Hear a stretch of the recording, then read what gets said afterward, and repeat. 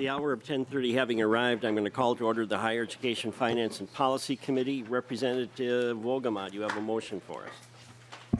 Mr. Chair, I have reviewed the minutes from our March 9th, 2023 meeting, and I would like to move their adoption. Representative Wolgamott, who was in attendance at the last meeting, moves the minutes of that meeting. Any discussion? Seeing no discussion, all those in favor of the motion signify by saying aye. Aye. Any opposed, nay. Motion prevails. The minutes are adopted. The first bill on the agenda is House File 2613, Representative Lislegard. Representative Lislegard, I am going to move that House File 2613 be referred to the General Register, and I believe you have a clarifying amendment for that. And Representative Davids has volunteered to propose that amendment. So, Representative Davids. Mr. Chair, I would move the H2613A1 amendment to get the bill in the shape the author would like. The motion before the committee is the amendment. Discussion to the amendment, Representative Lislegard. It's just a date, Mr. Chair. All right. Any discussion to the A1 amendment? Seeing no discussion, Representative Brown. Thank you, Mr. Chair. I'm sorry. If this is the correct one, it says prioritizing students in the Minnesota Economic Development Region 3. Is that correct? That's the one I have. Is that the correct amendment? Oh, yes, it is. Representative My Lislegard? apologies. I got 5 bills up today. All right. So could you just explain what it does? I'm sorry. Could you just explain what it does? All right. And I think this is Ms. Williams? Yes. All right. Welcome to the committee, and please identify yourself for the record. Thank you, Chair Pawlowski. My name is Lynn Williams. I work for the University of Minnesota, and on the Duluth campus, I oversee marketing, public, and government relations. So the amendment that comes forward very well fits within what is already being done here. It means that the geographical area that this bill relates to will be exclusive to Minnesota Economic Development Region 3, which also happens to be the region that we're already utilizing for these funds as they are. Just specifies that in state statute. Representative Robin. Thank you, Mr. Chair. I won't oppose the amendment, but I would suggest that we want it to be open to students from everywhere. So I'm a little hesitant about putting stuff like this in statute, but thank you, Mr. Chair. Representative Cleburne. Thank you. You just said, oh, excuse me, Mr. Chair, Representative Lislegard. So the language says prioritizing. The testifier just said exclusive. To me, those are two different words. If you could clarify, please. Ms. Williams? Yeah, I am sorry. We added the language prioritize specifically to keep some flexibility so that it could be expanded. For example, if a student from the Twin Cities who wanted to work up on the range and in those STEM-related programs related to mining, we would want to be able to offer this kind of support to that student. Oh, thank you. Representative Cleburne? I think that was the confusion. So thank you very much. Representative Roberts? Thank you. You're fine? Any further discussion to the Davids A1 amendment? Seeing no further discussion, all those in favor of adopting the amendment signify by saying aye. Aye. Aye. Any opposed, nay. A1 amendment is adopted, and House File 2613, Representative Lislegard, should be in the order that you want. Yeah. So to the bill, as amended. Well, thank you, Mr. Chair and committee members, for the opportunity to present 2613. This bill seeks to modernize language in the state statute that provides structure around the University of Minnesota's permanent university trust fund. These updates aim to better utilize available funding through the university account to bring more benefits in workforce development to the Iron Range region in Northeast Minnesota. This bill does not ask for more money. It's just an update to the language. And with me, I do have Ms. Williams that can testify and go into more detail. Ms. Williams. Thank you very much, and thank you for your time today. Thank you to Representative Lislegard for carrying this and for your leadership to get us to this point. So a little bit of background, I'll do a little bit of background on permanent university funding just very quickly. The 1851 charter that formed the University of Minnesota included lands granted by the United States Congress in support of a university. This is essentially what is part of what makes us a land grant institution. A significant portion of these permanent university lands contain valuable deposits of iron ore and taconite. Revenue from that land is then deposited into the permanent university fund. You'll hear the university call these PUF funds, PUF, PUF funds. The investment management of the PUF funds are under the jurisdiction of the University of Minnesota Board of Regents. The PUF funds are specific and exclusive to the University of Minnesota, and the income must be used to enhance the mission of the university. The fund is split between 4 different accounts, and there are other accounts that benefit the entire state as a whole. This particular account, and the one that we're looking at the language, is just one of the 4. This changes to this language do not affect the other portions, and they do not change any of the details in the other portions of the account. They only impact this one portion that is already designated to UMD. As mentioned, the goal is to modernize the language. We think we can do more with what is available to us. UMD and the Swenson College of Science and Engineering take our land grant institution very seriously, and that responsibility that comes with it to support education on the Iron Range industries and in their communities. The way the language was originally written, the funding for the endowment can be used for one singular engineering program. And we do that, and we do it well. UMD fulfills that through our Iron Range engineering program, which provides very important programming for practicing engineers who are on the range.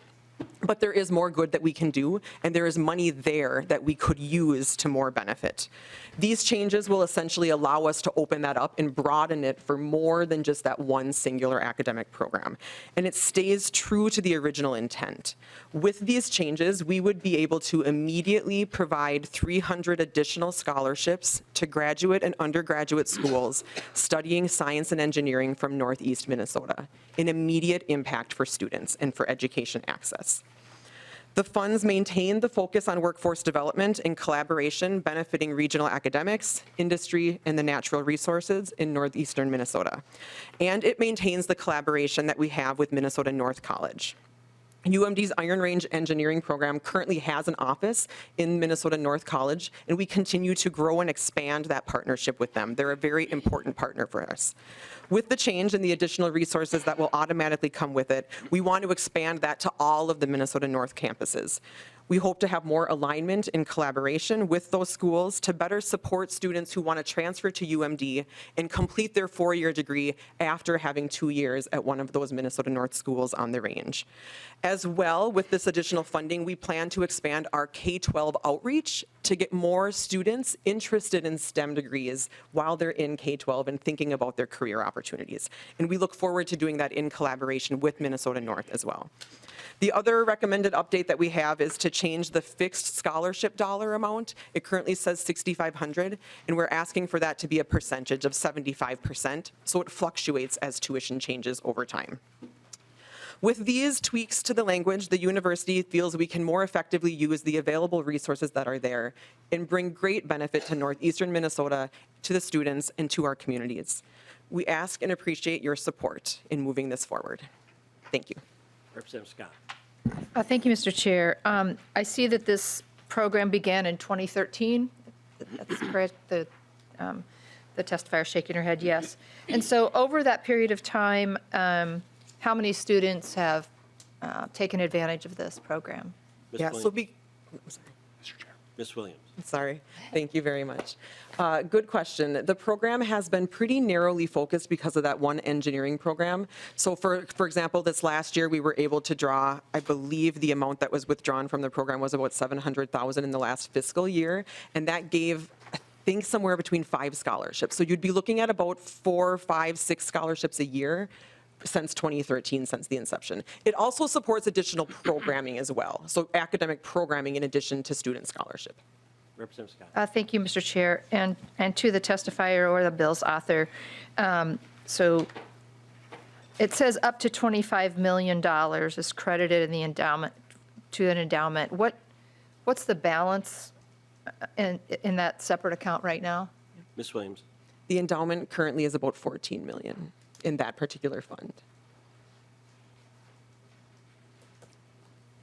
Mr. Chair, thank you. Scott. And so some of these students, there's engineering. Are some of these students like geology majors, or could you expound a little bit more on some of the other programs that are involved here? Ms. Williams. Science, technology, engineering, and math as a whole. So really, the depth of what is under our science and engineering program. So that does include geology or mathematics, other programs that would be related to STEM fields as a whole. Representative. Thank you, Mr. Chair. So maybe I'm not getting this right. I thought this was just to do mineral-type research, or is it STEM with the underlying focus on mineral research? Ms. Williams. So the research component stays the same and is actually run through Natural Resources Research Institute. So the research end of this stays and doesn't change. And that is mining, metallurgical, and mining related, and that stays the same. The way the language is written, it kind of splits this section into two funds. One for Natural Resources Research Institute stays the same, and then this other one for the scholarship and academic programming. Does that make sense?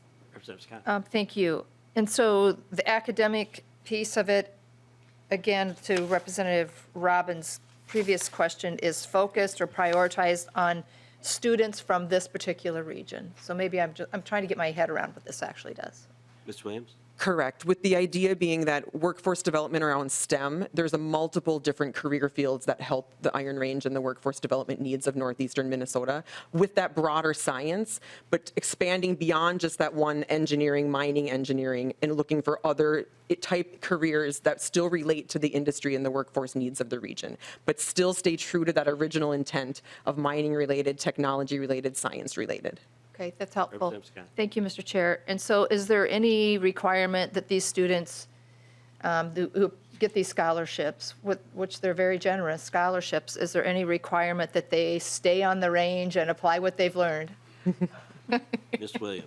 I'll say that the scholarship dollar amount being $6,500 doesn't mean that every scholarship will be $6,500. So I'll say that to begin with.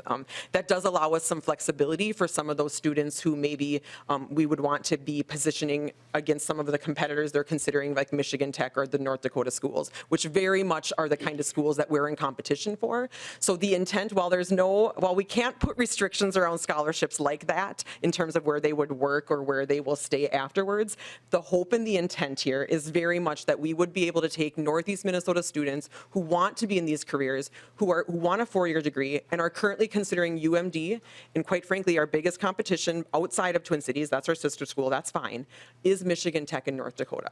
So these local kids are choosing to go to those other schools. And this program will allow us to be more incentivized to staying in the area. And we hope by doing that through internships and other opportunities, they will then be more embedded for their careers. Representative Scott. Thank you, Mr. Chair. And so are you keeping data on how many of them that received the scholarships in the past are actually staying? Ms. Williams.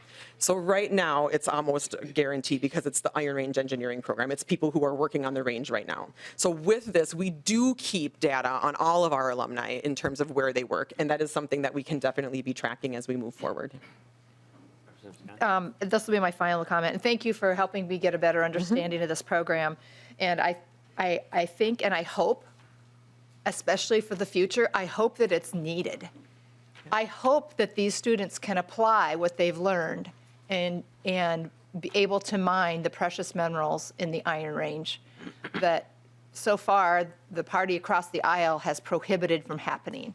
So these students are getting a great education, and we want to keep them in the state of Minnesota, but they're not going to stay here if there's no reason to stay and apply what they've learned. Thank you. Representative Noor. Thank you, Mr. Chair and members. I think this is a great conversation to have, and folks on this aisle are supportive of the Iron Range. We're willing to invest in looking into different modes of economic opportunity, especially with the workforce shortage across the country. We understand also with the federal CHIPS and science, this will be able to leverage that resources if we are intentional, because the systems that we're using is changing. And I want people to be more focused into the future, because if we are not ready, we're going to lose. So how do we ensure that this program is well aligned with the intentionality of moving into the future workforce and creating more opportunities in the Iron Range? Ms. Williams. Yeah, great question. Thank you. Our Swenson College of Science and Engineering dean was not able to be here today, but she will ultimately lead the execution of this. And she has worked really hard in her time here and plans to maintain it in terms of how do we find those connections with the industry, with the region? What are their needs? So for example, a very brief example and something we hope to expand upon is she's been taking her faculty every fall before the start of the semester, including all new faculty, up to the range for 2 to 3 days to meet with industry partners and to meet with people across the region to talk about what their needs are so that those new faculty who are coming to this area have a better idea of what those regional needs are and how they can align their research to it. And with that comes things like what are the academic outcomes that you're looking for. So that is very much an active conversation right now, and I believe will continue and expand. Representative Noor. Thank you, Mr. Chair. Thank you to Representative Lislegard for bringing this bill forward. Thank you. Representative McDonald. Thank you, Mr. Chair, Mr. Members. Representative Lislegard, as far as the minerals being mined, the ore, the iron ore, what other precious metals will be allowed or are being mined up there now? I'm very aware, even out in my county, that there's great precious metals of nickel and palladium and copper in some of the largest deposits in the world. And our founding fathers of the state were wise enough to put it into land trust for our kids' education. So it's a beautiful system. It's a great idea and bill and program long before any of us were born. So thank God they had the insight and the knowledge to do so, hopefully. But there are certain elements here in our state and nation that prohibits some mining of our great precious metals there. So I'm just curious, what other precious metals are going to be mined from this? And are you concerned at all, Representative Lislegard, as we go forward, that certain legislation will not allow some of this precious metals to be mined in the future to keep this ongoing, very precious program available? Representative Lislegard. Well, thank you, Mr. Chair and Representative McDonald. You know, I know the chair, and we'll keep this tight strike zone, but I would love to address that. First and foremost, it is a very, very long, cumbersome process, permitting is. But everybody forgets that PolyMet received their permits in 2019. So the state of Minnesota and the federal government went through the process and deemed that PolyMet can move forward. Now, the system and the process also allows for challenges in court. That is the current system that we have. I think it takes a little too long, myself personally, but make no mistake about it that it is fully permitted. It is just being challenged right now. They're down to 3. But I do foresee this happening and moving forward. I will say that you cannot, this country and this society cannot export our jobs and our conscience overseas to third world countries that don't have the same environmental or labor standards while we transition in this country and in this world. So the moment is before us. We are blessed to have this resource. But companies that are committed to following the process, both state and federal, meeting or exceeding those standards need to be allowed to go. And PolyMet has proven that.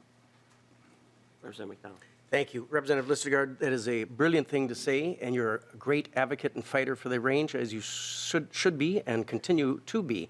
That's all I have for questions. Representative Scott asked some good questions that I also wanted to ask, but you already did it so dutifully well about the students going forward. So thank you, Mr. Chair. Representative David. Thank you, Mr. Chair, and thank you, Lislegard, for bringing House File 2613. I certainly support it, and with the amendment added. But I do have a great concern that as these graduates come out with their degrees in the various STEM areas, that they have a place to work. Because so far everything's either shut down in the courts or shut down here or shut down there. We've got to get on with it. And so I hope this will be included in the bill. Or is this moving separately, or that this would be included in the omnibus bill? Representative Lislegard. You want to respond? To the question? Or? David, sir. Well, I agree with everything that he said, that we do need to have places for them to work and the opportunity to provide for their families and strengthening our communities. No question about it. Representative David. Thank you, Mr. Chair. Now, to 2613 is amended, is that moving separately, or would that would be, since it's finance, it would be in the omnibus bill? The motion is to send it to the general register as amended. I like it. Thank you, Mr. Chair. Representative Klevorn. Thank you, Mr. Chair, and Representative Lislegard. I also want to say thank you for bringing the bill. I appreciate the fact that it expands the programs. No industry is stagnant, needing only one skill set. And so this allows individuals to be able to be educated for this particular area, but if other areas in the range open up, it also allows them to have the skill set necessary to continue to stay on the range in different employment opportunities as well. So thank you for broadening the scope and for allowing our families on the range to have these extra opportunities. Thank you. Seeing no further discussion, Representative Lislegard to the final word. Well, thank you, Mr. Chair. It is always an honor to be in front of your committee. I appreciate any support that we could have moving this forward. Thank you. I also want to recognize that Roy Smith was here from the Iron Range Resources and Rehabilitation Board, and we appreciate his presence just in case we have a question. I'm going to renew my motion that House File 2613 as amended be referred to the General Register. All those in favor signify by saying aye. Aye. Any opposed, nay. Motion prevails. Thank you. Next bill on the agenda is House File 1340, Representative Wolgamott. And members, we're now in the area that these bills are in the possession of the committee. They'll stay in possession of the committee until we decide what we are going to do with our target and omnibus bill in the future. Representative Wolgamott to House File 1340.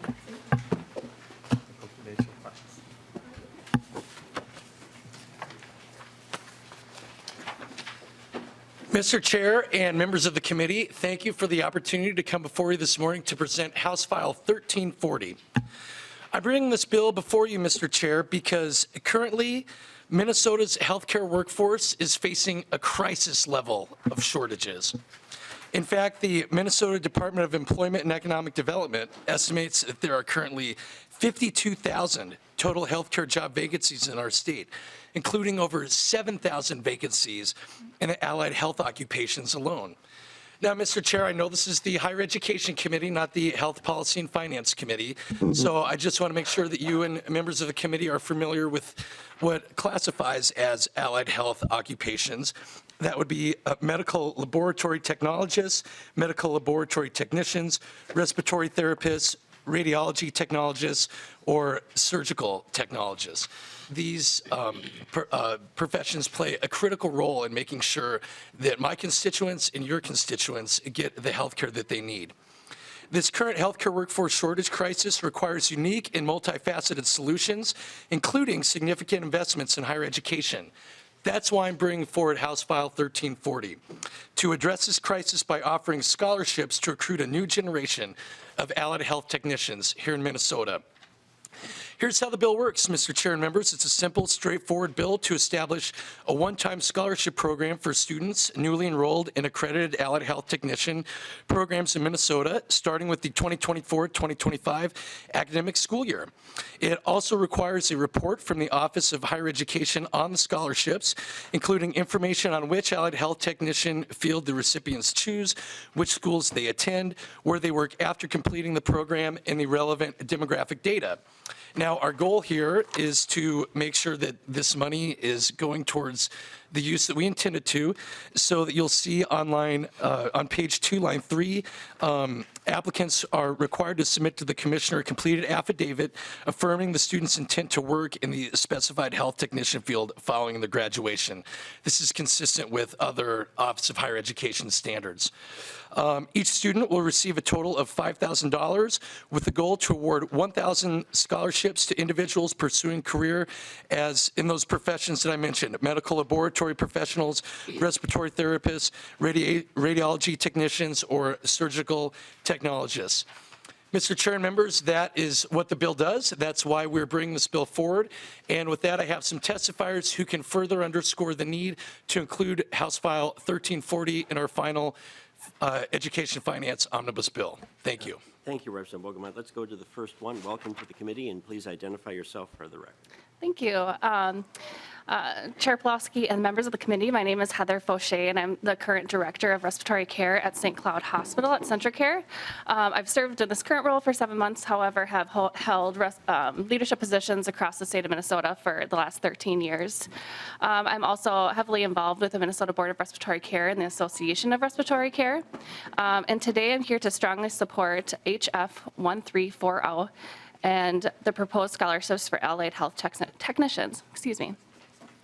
Pre-pandemic, hospitals across the state of Minnesota and the nation have struggled to find respiratory therapists to fill open positions. In 2020, the COVID pandemic further exacerbated the need of respiratory therapists to take care of a mass volume of critically ill patients. Sadly, the COVID pandemic has depleted our pool of respiratory therapists across the state, with many therapists reducing their hours, leaving the profession, or choosing early retirement. At the current rate, the American Association of Respiratory Care projects that we will lose, projects approximately 92,000 RTs across the nation will leave the profession or retire by 2030. We estimate that we will need approximately 150,000 RTs to fill the national need and to meet the projected growth of the profession, with now over 100 million Americans affected by respiratory disease. We are in desperate need of respiratory therapists at this point to join our rapidly growing profession. Respiratory therapists are an essential part of the multidisciplinary team, providing specialized services to some of our sickest patients.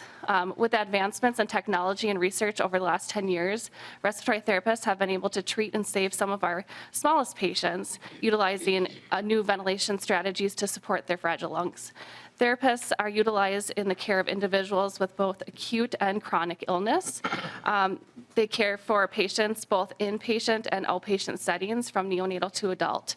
The care provided by a respiratory therapist directly impacts the length of stay, ventilation and ICU days, readmissions, quality, and safety of our patients.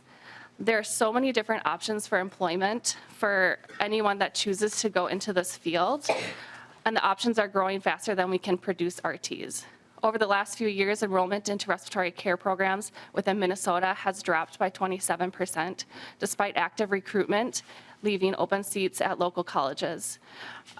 With Minnesota, we only graduated 60 students for the whole state last year, so it's significantly lower than what we have had in previous years. Hospitals across the state have poured a significant amount of time and money into recruiting employees using strategies to grow their own and large sign-on bonuses. CentraCare is committed to raising awareness to the current RT shortage, offering sign-on bonuses that can go towards loan repayment for students. And actively participating in high school career fairs and working with local colleges to build a pipeline into this field. These scholarships are needed to help our continued efforts to bring more students into this high demand profession. I truly believe this bill will have a significant impact on assisting with the recruitment efforts and ease a financial burden off students. These scholarships will help reduce barriers to higher education for Minnesotans, drive interest in the critical healthcare field of allied health, and is important to and necessary step towards ensuring timely access for Minnesotans. We appreciate Representative Wolgamott for authorizing this bill and being a strong advocate for health professionals who are critical for the healthcare teams and patient care. Thank you for this opportunity to testify this afternoon, and I will ask for your support of I'm sorry, I think I have the 1340, thank you, knowing the substantial impact it will have for individuals in critical situations. Thank you. Thank you. Representative Wolgamott's next on the agenda. Welcome to the committee, and please identify yourself for the record.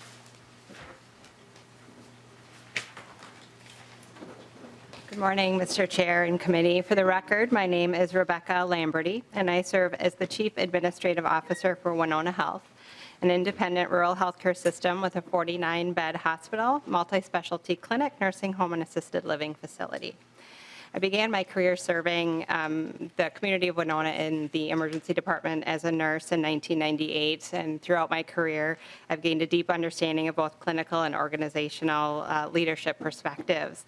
I'm here today testifying in strong support of House File 1340. Today's healthcare workforce shortage is a threat to the health and well-being of our communities across the state. This shortage is exacting a heavy burden, not just on my team in Winona, but on healthcare teams across the state of Minnesota. High-quality healthcare demands excellent teamwork for more than just physicians and nurses. Our allied health professionals, like laboratory technicians, technologists, radiology technicians, surgical technicians, and respiratory therapists, are essential. Without them and their expertise, there will be an impact to health outcomes for our community members. Our allied health professionals work across the continuum of care from birth to end of life. They're found in our hospitals, our clinics, our nursing homes. By way of example, Winona currently has a 25% vacancy rate for our respiratory therapists, and we have for more than 2 years. In 2021, MDH survey data showed that 27% of respiratory therapists were planning to leave their profession within 5 years. That's up from 18% in 2019. The average age of our respiratory therapists in Winona is 50. This workforce data is similar for all of our allied health professionals. This is not sustainable and has a negative impact on access to care. I strongly support House File 1340 and the Allied Health Scholarship Program it seeks to establish.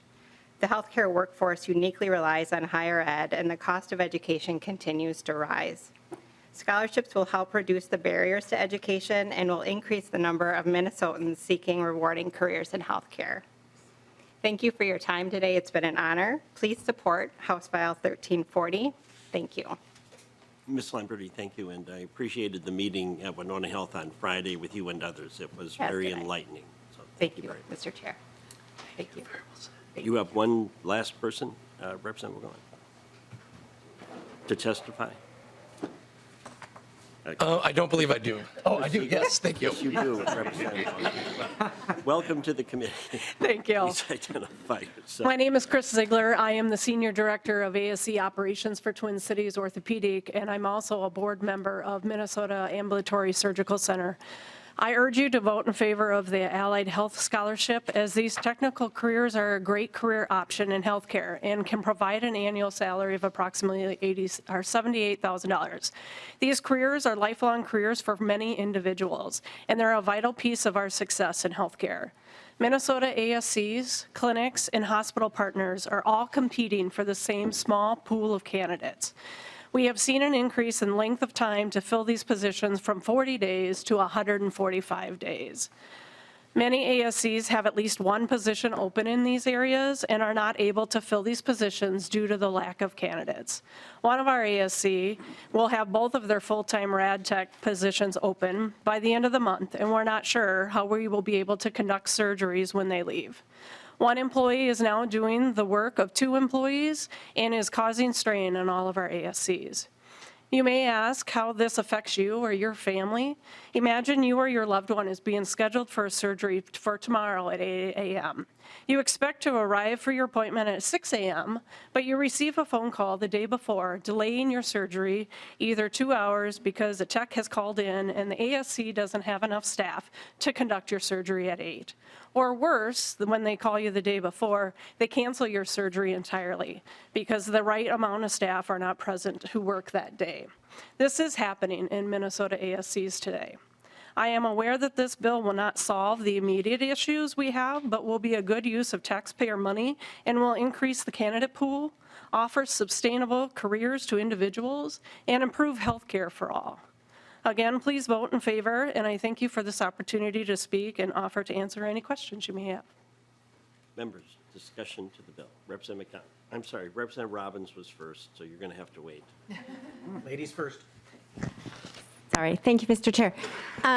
So seems like a great bill. I just had a couple questions. What's the cost of one of these training programs? How much of the scholarship funds the program?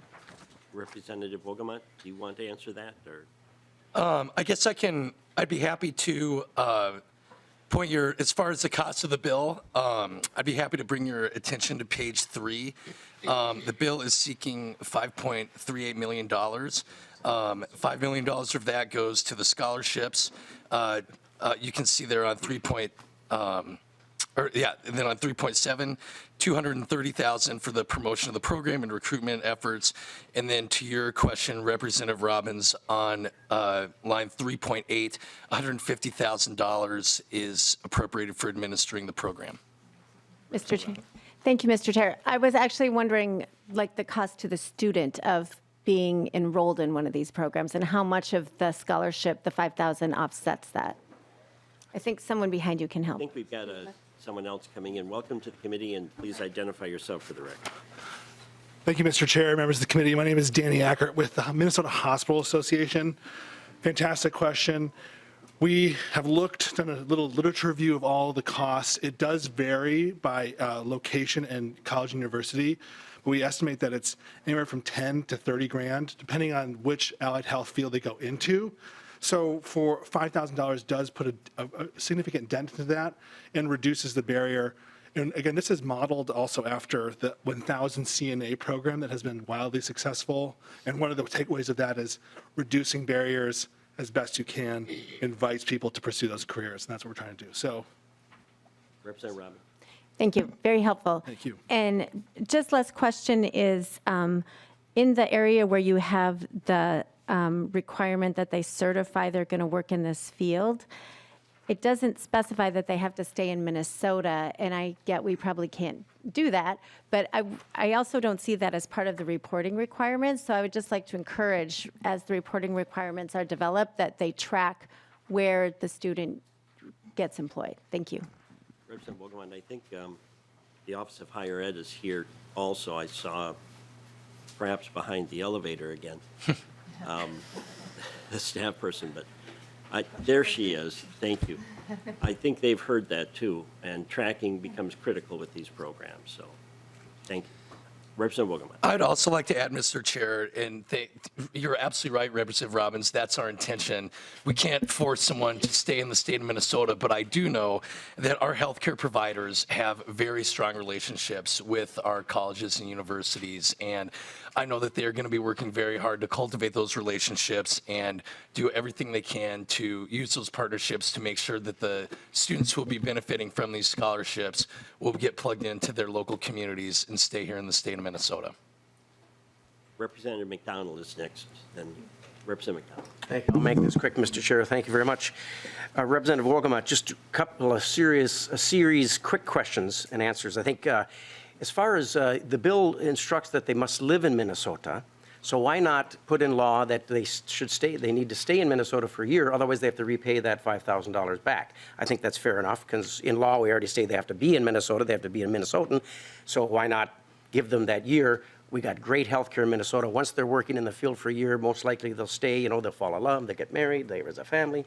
So I don't see why we couldn't put that in the bill, and then if they do move, which is fine, it's a free country, they have to repay that $5,000 back.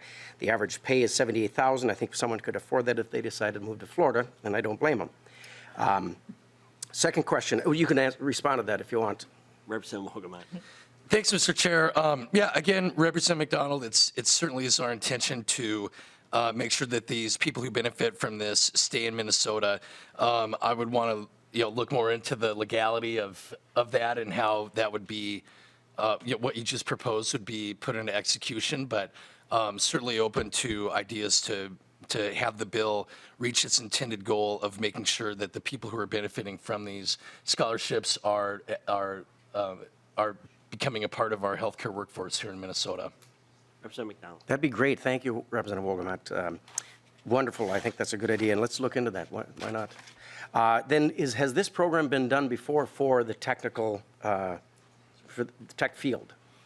Representative Wolgamott or Mr. Eckert? Mr. Chair, Representative McDonald, to our knowledge, no.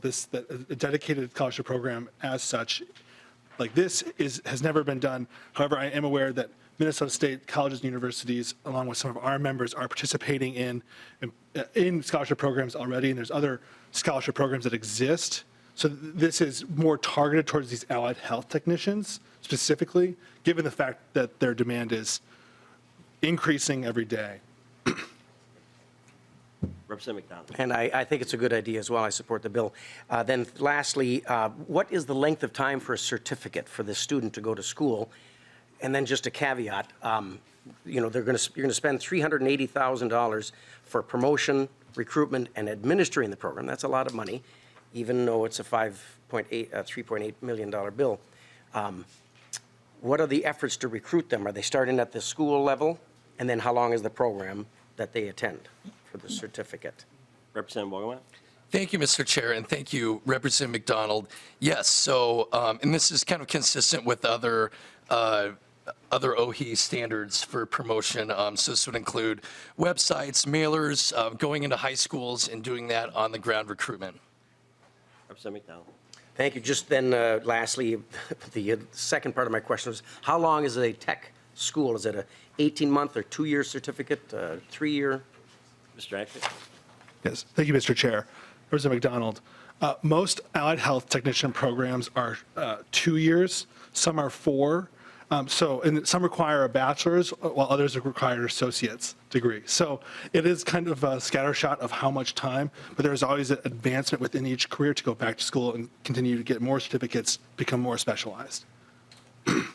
Representative McDonald? Okay, I'm sorry, last question.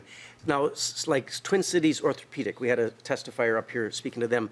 They do very well, and I'm well aware of some people who had an appointment get canceled because they couldn't have the technician wasn't there. Do they also have recruitment incentives, sign-on bonuses? Are they also in the industry helping to get people back in the industry and working in tangent with the state? Can't be just the state doing it. They have to be, and I'm sure they are, working to get these new recruits in to learn the field. I think we've got the answer to your question. Welcome back, Ms. Seeger. Yes, great questions. We do sign on bonuses. We are also looking into recruitment. We're looking at having our HR department, my team, also go to high schools just to do more promotions because we really need to get these candidates into the schooling. So Representative Wolgamott, I just was asking staff about the requirement of having someone stay in Minnesota, and they're working on what could be language for that. So if you wish to use it at a future date, the bill is still in possession of the committee, and we can work on draft language for that. Representative Cleveland.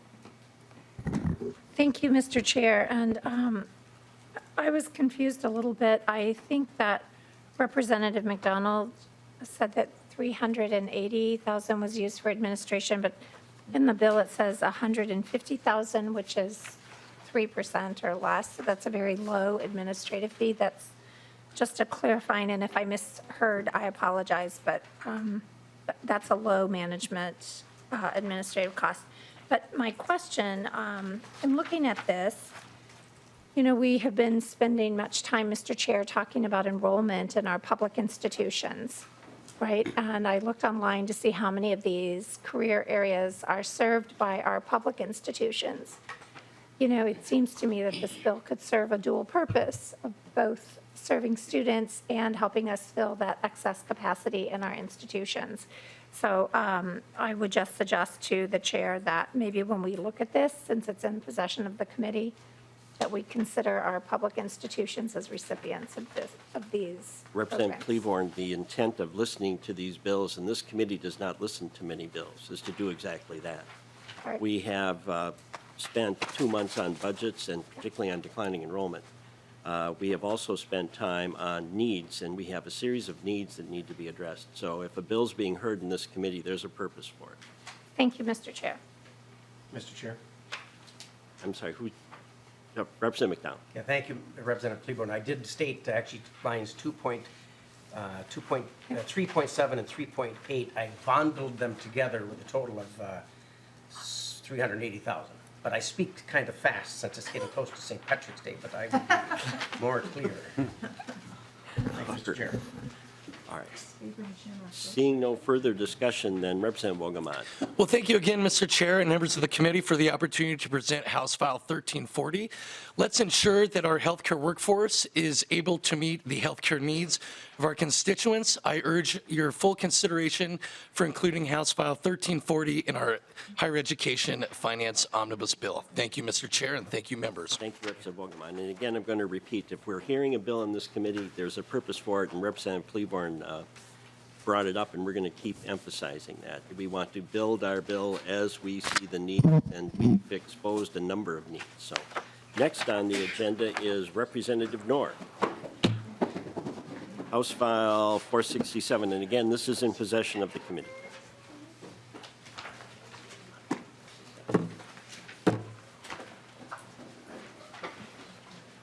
Representative Noor. Thank you, Mr. Chair. I would like to move House File 467 to be laid over for possible inclusion. Mr. I'm going to correct you, Representative Noor. A member cannot move a bill to be laid over. Only the chair can move a bill to be laid over. Thank you, Mr. And Chair. we do not have motions to lay bills over because we are in possession of the bill. So I know it's becoming common practice around this place to do it, and it's sloppy, and frankly, it doesn't work.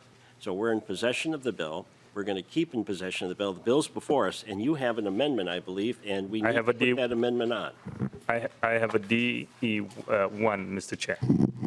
To the DE1, Representative Noor moves the DE1 amendment. To the amendment.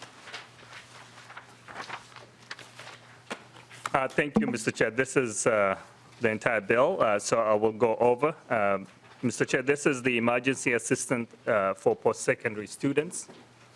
Members, if you all know, we have got so many students who are homeless, who are facing financial insecurity, especially with housing crisis that we have, with also food insecurity. Likewise, there are students who are facing minor emergencies that this program, when it was created, was intended to serve students when they have got needs and their families. This bill appropriates $7.55 million for fiscal year 24-25, provides $5 million for fiscal year 24-25 for Minnesota State colleges, $2 million for University of Minnesota for 24-25, appropriates $500,000 for the tribal colleges and eligible nonprofit institutions. It also provides $50,000 for administration through the Office of Higher Education. Members, this IPS program was created in 2017. And during the pandemic, we saw the need that went up, and thank goodness we had the federal program that supported many of the students. To that, Mr. Chair, that's all what the bill is before us. All right, we're on the A1 amendment, members, so discussion to the A1 amendment. I'm sorry. DE1, Mr. Chair. I'm sorry, DE1, sorry. To the amendment. Mr. Chair, that was essentially the entire bill as the amendment. So All right, I will ask for the... DE1 members. Representative Ruff. Thank you, Representative Noor, for bringing this bill. And I see that the program has been around since 2017. So I wondered if you could, has there been any reporting requirements about how many students have used it and how they use the money? And are the students required to provide any documentation of how they use the money, or once they get the grant, they can just spend it however they want? Representative Noor. Mr. Chair, I'm aware there's always a report produced by the Office of Higher Education. If I can phone a friend, Mr. Chair. Representative Roberts. That would be great.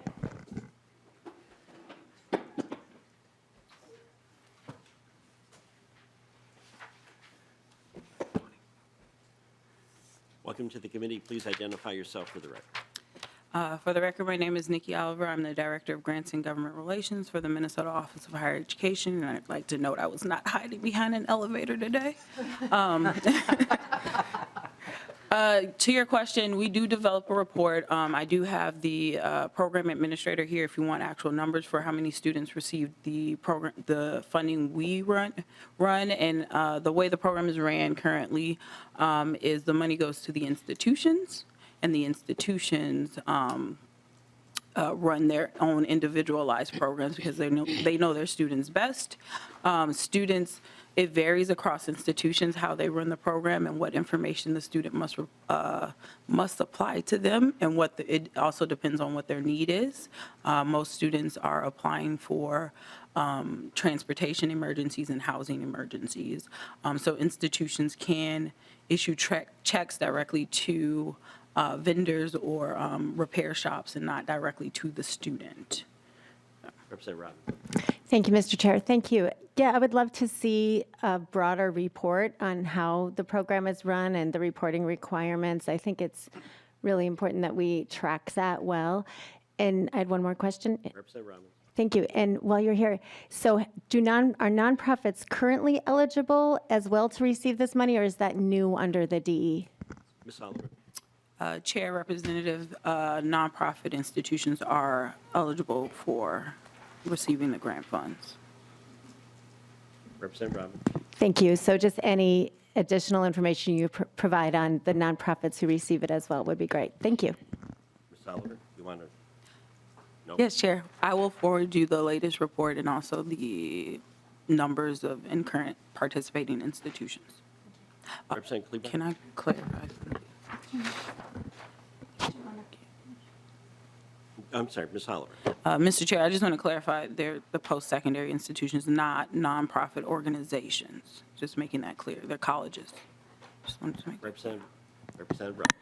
Thank you. So that's why I'm asking, is the language that allows it now to also go to non-eligible nonprofits new to the program? It's lines 1.13. Ms. Oliver. Yes, Mr. Chair and Representative, it's still the nonprofit institutions, post-secondary institutions under Minnesota statute. So it references which institutions we're talking about. It's not nonprofit organizations. It's nonprofit post-secondary institutions. That clarifies it. I guess I'm sure they'll be listed in the report you sent, so I'll look forward to that. Thank you. All right, Representative Cleveland, did you have a question? Mr. Chair, my question was really about protecting the privacy of the students, and I don't know how the data, when we look at this, I just want to make sure that we are making always honoring and respecting the privacy of the student, and that in no way would the data be trackable as to what student would be homeless or what student, but just as disaggregated data. Is that correct in the Ms. report? Oliver. Mr. Chair, Representative Cleveland, we all in the institutions have to abide by FERPA laws, so we do protect the students' data. Representative Cleveland. Awesome, just making sure. Thank you so much. Further questions to the amendment? We have one more, I think, testifier, Representative Noor. You have two testifiers. Welcome to the committee. Please identify yourself for the record. Good morning, Mr. Chair and committee. Maya Sullivan, Dean of Students at Metropolitan State University. Thank you for allowing me to be here. So yesterday, I received an email from one of our students, and in the title, it stated they had a dire financial emergency. Our student detailed financial challenges they have experienced and detailed their financial needs. They shared how not receiving support would likely cause their academic journey to end for now, and they shared how ending their academic journey for now would be devastating in many ways. I am saying our student because this is Metropolitan State University student, but they are also your student. And in fact, all of Metropolitan State University students are our students and your students as our Min State students. They are on an educational path that can be simply appended by an often relatively small financial emergency. At Metro State, we know that more than 90% of students receiving emergency financial assistance are retained, so they might complete their academic journey. And therefore, programs like this are necessary to support academic completion and to continue to develop our workforce and economy. So let me just give you a little bit more information about Metro State. We currently have over 9,000 students that we're serving, most of whom are undergraduate and most of whom transferred, and about 60% are part-time. 56% are first-generation students, and 51% of our students are students of color. Metro State also notably ranks 22 in the nation of CollegeNet's 2022 Social Mobility Index. That's the top 1.6%. That index measures an institution's ability to help a student move from low income to mid income within 5 years after they're graduating from college or university. So we currently have a vacancy in our coordinator position, and so I've been supporting this work quite a bit over the last several months. And in this academic year, I can tell you that in this post-COVID world, we have provided support to about close to 80 students with the funds that we have on our campus. And those funds are primarily from fundraising efforts that our foundation has done over time. A lot of that money comes from employees or other private individuals providing funds. The story that I've shared is a story that's very similar at other institutions in the Mid-State system, as well as other higher education institutions. And for Mid-State in general, providing students with access to emergency grants is an essential component of our approach to addressing basic needs and security. What we hear from our students is that, as I mentioned before, a simple financial emergency could cause a significant interference in their academic journey. Another thing that we know is that for many students who have financial emergencies, that is not the only type of basic need issue that they're experiencing. So they may be experiencing the financial emergency. They might also be experiencing food insecurity or housing insecurity or something similar to that. One of the things that we know from our institutions is, like Metro State, many of our other Mid-State institutions have foundations who are fundraising, receiving private donations to be able to support students with emergency financial assistance. And a lot of that has happened even as we've, again, as I mentioned before, lost funding once the COVID-related federal funds have ended. And even though those funds have ended, we know that the need that students have, of course, has not ended. National studies have demonstrated that emergency grant support makes a significant difference in the ability of students to remain enrolled, succeed academically, and to ultimately complete their degree program, and then to contribute positively to our workforce and economy. Notably, many of our students remain in Minnesota and provide support in our economy and our local industry. And for these reasons, committee members and chair, I would like to ask for your support in HF 467. Thank you so much for the opportunity to share about this most important need and for the opportunity to testify in this hearing. Thank you, Dean Sullivan. And I think you have one more testifier, a student. Welcome to the committee, and please identify yourself for the record. Hello, Chair Pawlowski and members of the committee. My name is Jared Van Horn. I'm a student at Dakota County Technical College and with Lead MN, the statewide student association representing Minnesota's 100,000 community and technical college students. And I'm one of those students that, if not for emergency funding, I would not have been, I don't think I would be enrolled in my institution anymore. So I'm here today to speak in favor of House File 467, which is legislation that will provide emergency grants to students in need. Firstly, I'd like to express my gratitude to Representative Noor for bringing forward this impactful piece of legislation. It'll provide critical support for students in need. Temporary setbacks can place low-income students in vulnerable positions and threaten their college careers and success. While typical financial aid helps make college affordable and accessible, it does not cover additional and increased living expenses for things like rent, utility bills, health care, child care, or other unexpected costs like medical bills, car repairs, or lack of income due to job loss. Emergency grants provide a lifeline to students like me, but these programs were rare before the pandemic. The COVID relief money to higher education institutions was critical in helping so many students stay in school while facing unforeseen costs during the pandemic. Now that the pandemic is over, the need for these programs has not gone away. This legislation is a great tool to give colleges and universities across Minnesota the ability to help vulnerable students complete their degrees.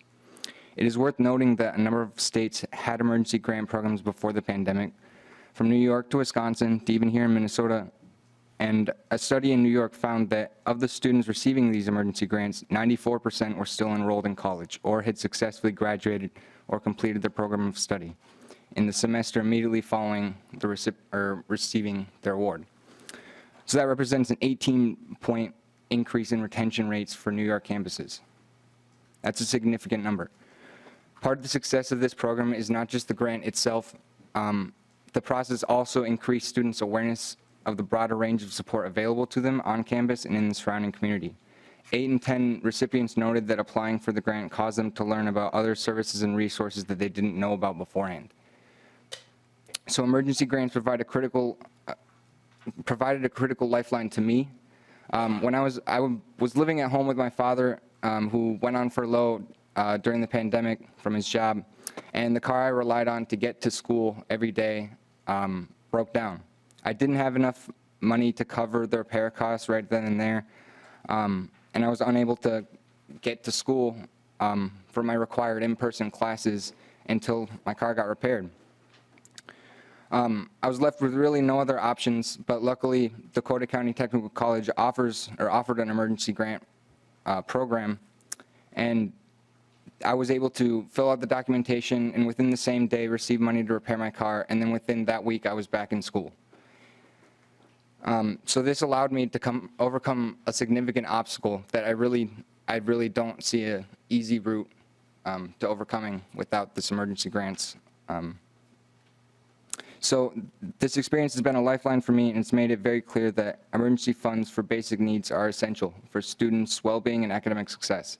The amount of money is small, but the impact is huge for every single one of these students. And it's hard to quantify 500 students that have been impacted, but every single one of those students, their stories are legitimately changed because of these emergency funds. And this legislation will allow colleges and universities to scale up this proven program, and it will help boost retention and boost graduation rates.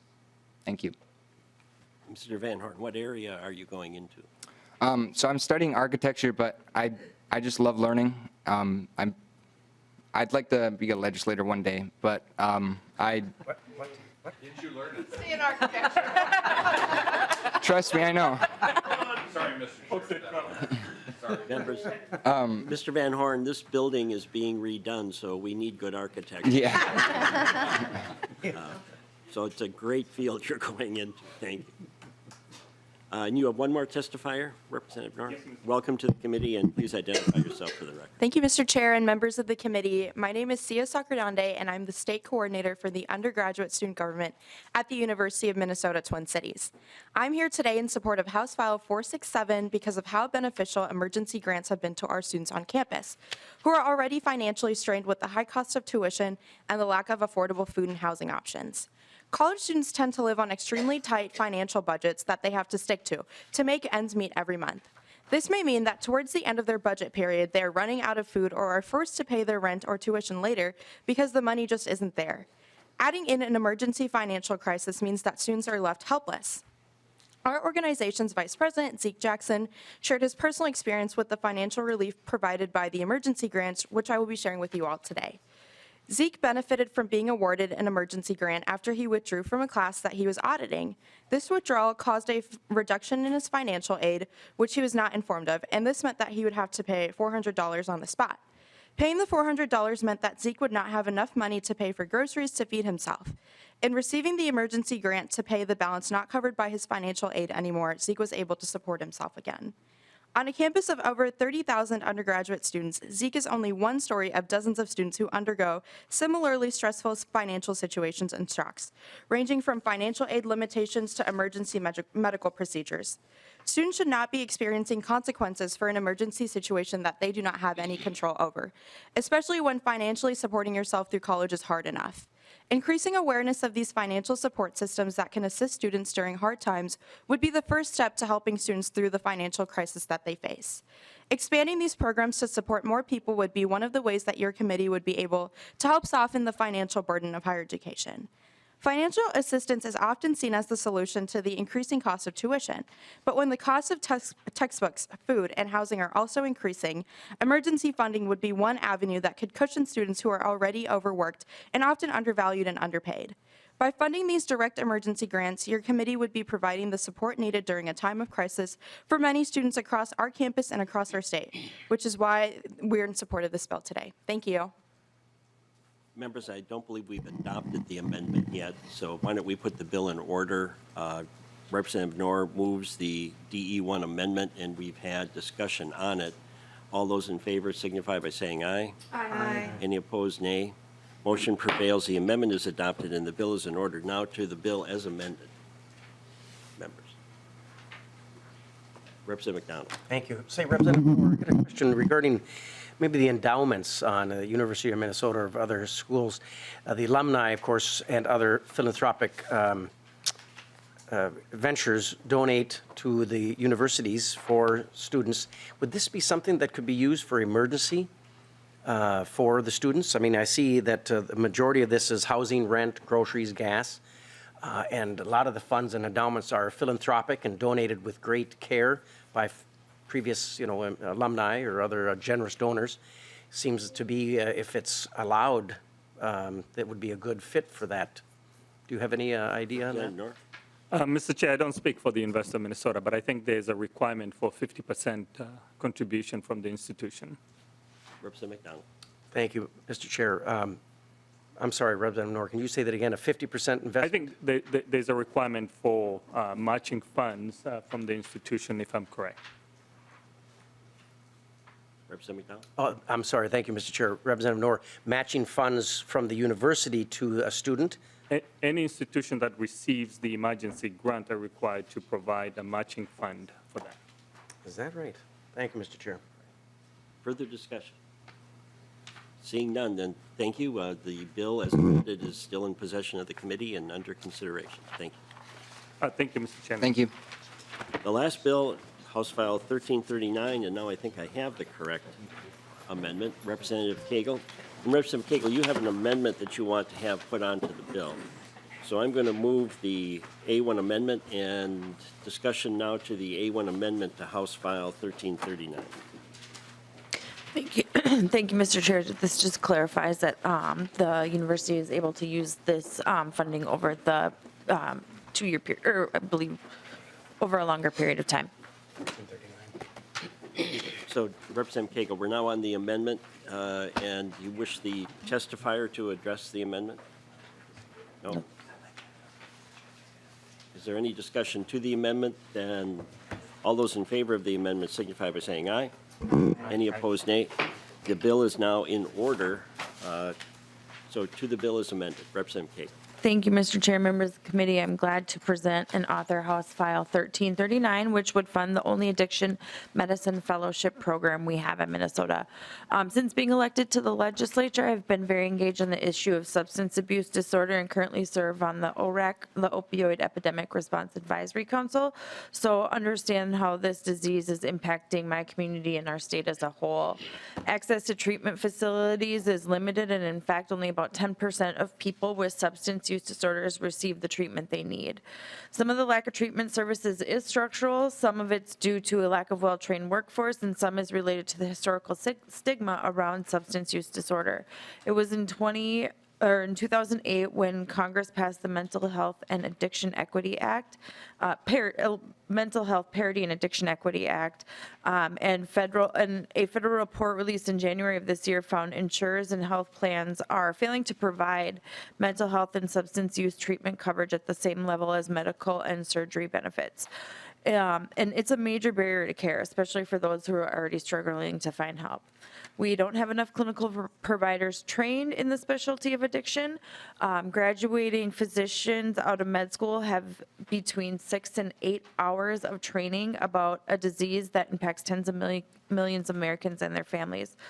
Over the past several decades, there has been an expanding awareness of the importance of substance abuse education for medical students, residents, and practicing physicians. We're lucky to have one of the first addiction medicine fellowships in the country housed between HCMC and the University of Minnesota's Department of Psychiatry with rotations at those facilities and the Minneapolis Veterans Hospital.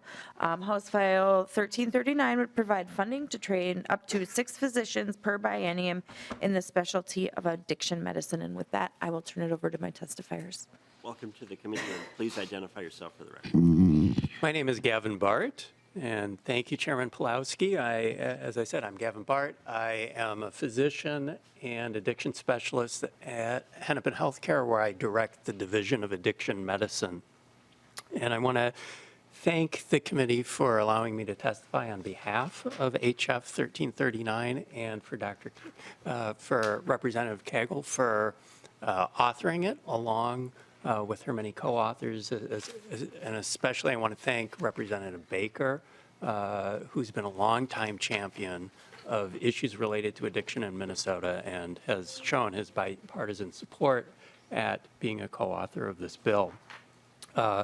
I also want to remind the committee that this bill or the contents of this bill were part of last year's omnibus bill.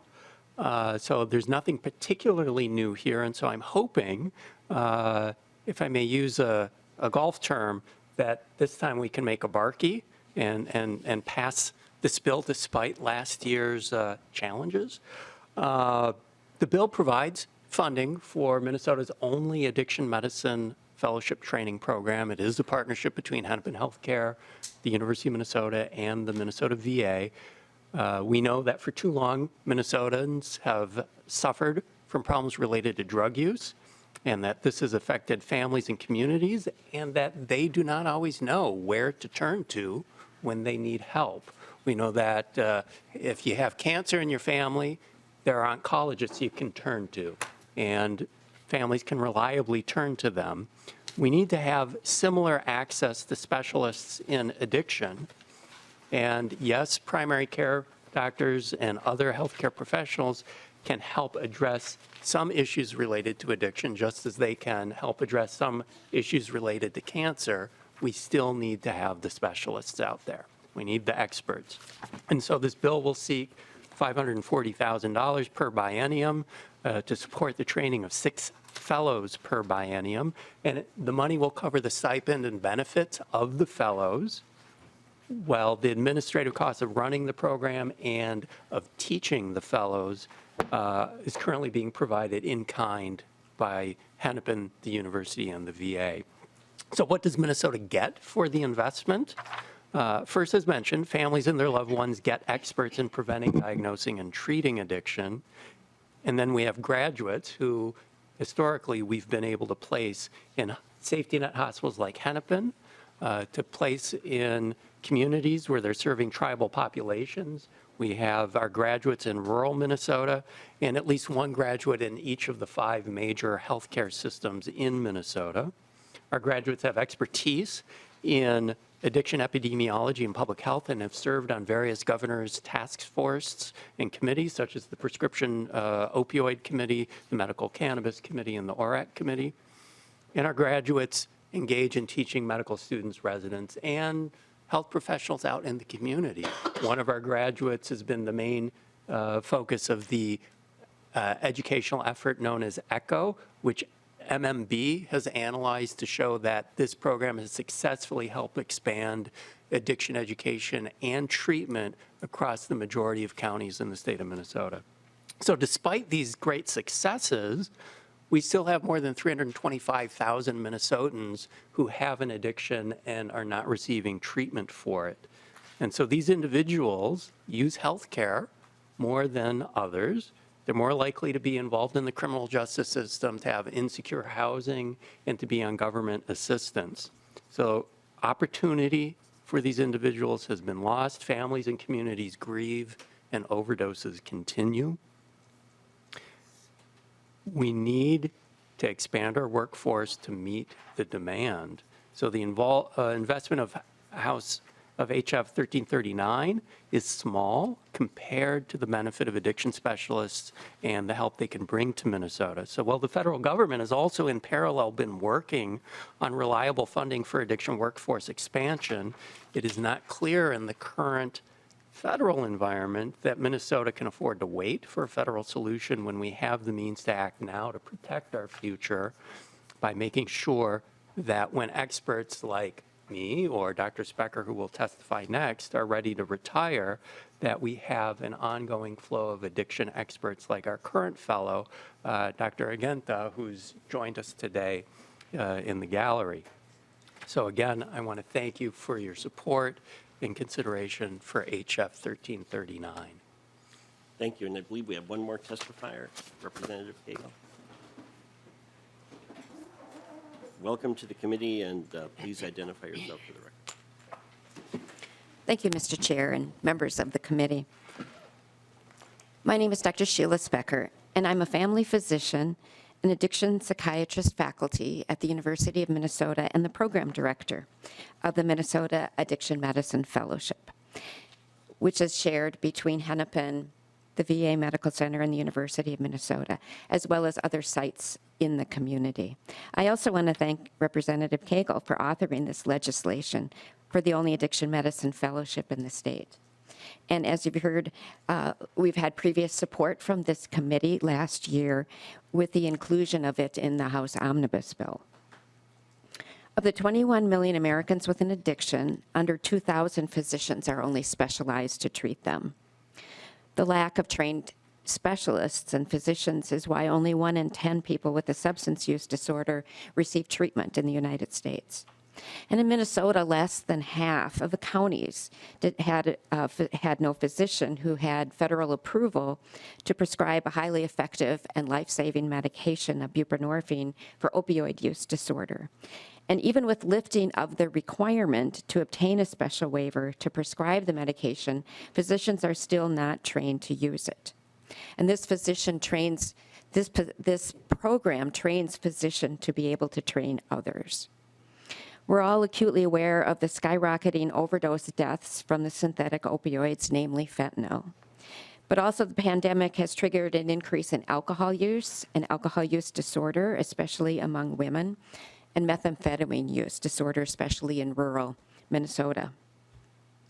The Addiction Medicine Fellowship is a 12-month subspecialty program which began in 1982 and trains physicians of all specialties to become experts in the prevention, clinical evaluation, treatment, and ongoing care of persons that have addiction. My own training in this fellowship led me to take this position as program director and faculty member at the university. Some of our fellows have come directly from residency, and some have been out in practice for some years. Fellows are trained to treat patients throughout the lifespan with evidence-based therapies. These are medication-assisted therapies in an outpatient treatments and therapies for co-occurring psychiatric problems. We all know the high occurrence of mental health disorders in conjunction with substance use disorders, and hence the importance to treat both of those in one setting, as we teach in our fellowship.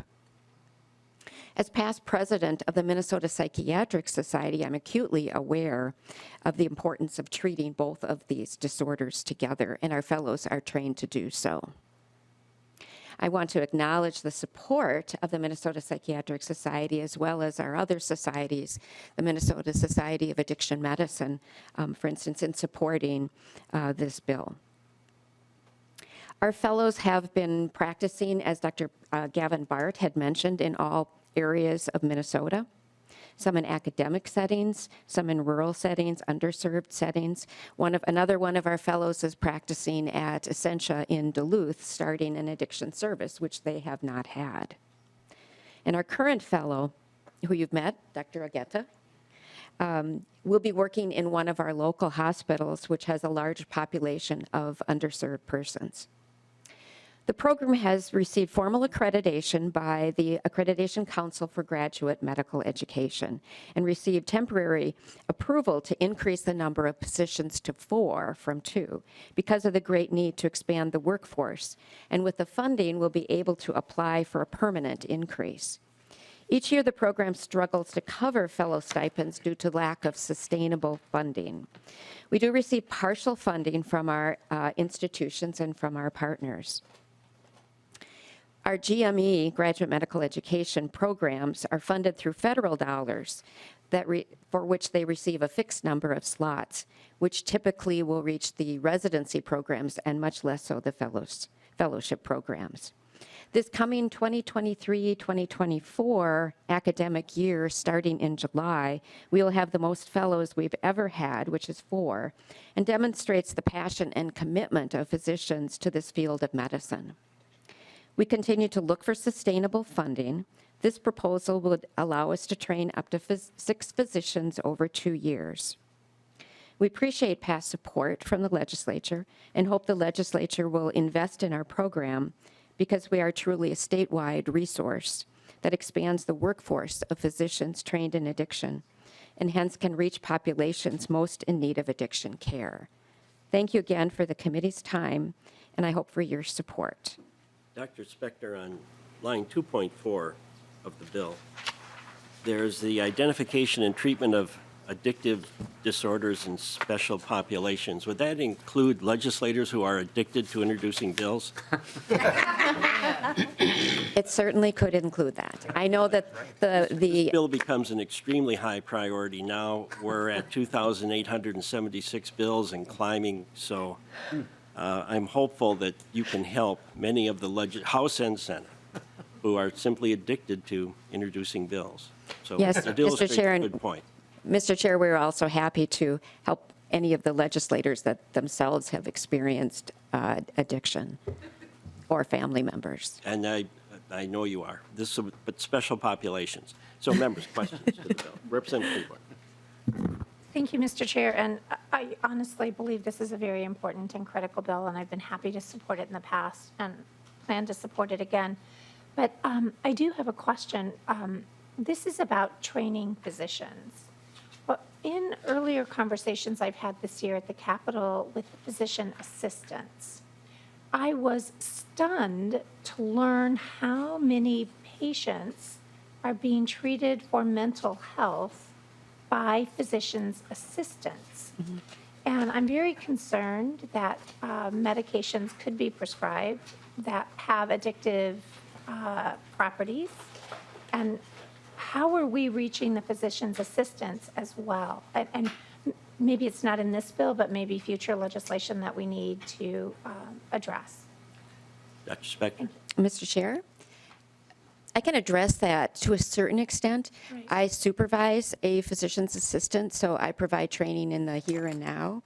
And some of the physician's assistants do essentially an internship in a facility where they want to specialize. But I do not think that that's the case for the vast majority of physician's assistants. I think that there is much more that we need to do. Some of the training and teaching, such as in this Project ECHO, that Dr. Bart has referred to, is not solely for physicians, but can also be for other healthcare professionals. But I am aware of the training that physicians' assistants receive, and I do think we have more work to do to train. Mr. Chair, I just want to Representative Cleveland. I'd like to just be clear to the committee. I'm not in any way denigrating the work of physicians' assistants. I'm just trying to elevate the fact that we need maybe more education in this area. Thank you. Representative Cleveland, when I met with Winona Health on Friday, physician assistants was an issue with them also. A high number of physician assistants have to be employed because they simply don't have staff.